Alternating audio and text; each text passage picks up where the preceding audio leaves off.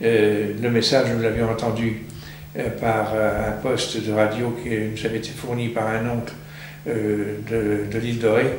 N'ayant pas de poste de radio à ce moment-là, les postes de TSF n'étaient pas fréquents dans toutes les maisons. Et c'est dans cet après-midi du 16 juin 1943 qu'on a entendu ce message. Les exemples vivants sont un autre pouvoir. Donc il fallait se préparer pour réceptionner ce parachutage qui devait se faire dans la nuit suivante. Nous avons donc pris le chemin du terrain qui s'est situé à peu près à 1,5 km de la ferme. Et nous avons attendu et fait connaissance de l'équipe de tueurs que nous ne connaissions pas, c'est-à-dire Gabriel Maté, René Courtin, Ludovic et Van Wimmersch. Et nous avons attendu un certain temps. L'avion ne venant pas, je m'étais dit, c'est une blague, c'est pas possible de réaliser qu'un avion vienne de Londres ou d'Angleterre pour nous parachuter des armes. Je trouvais ça un petit peu fort.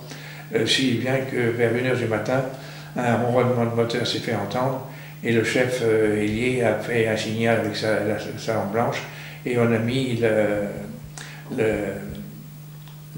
l'équipe de parachutage en place avec le balisage, c'est-à-dire 3 lampes rouges et lui à l'extrémité avec une lampe blanche. L'avion est arrivé, a survolé le terrain et puis il est parti. On se demandait pourquoi, il n'y avait pas eu de parachutage. Mais il est revenu 10 minutes plus tard, 10 minutes à 15 heures plus tard, et c'est là qu'il a fait son parachutage après avoir été largué des tracts sur les environs de Thouars, Bressuire, Parthenay, pour donner de la diversion à son opération. Et c'est là qu'il a parachuté 7 parachutes avec 6 caténaires et un poste émetteur. Le tout est arrivé en très bon état. Il a fallu récupérer les caténaires, plus le poste émetteur qui était resté accroché dans un arbre, avec une valise qui était ce poste émetteur qui était destiné à Gilbert.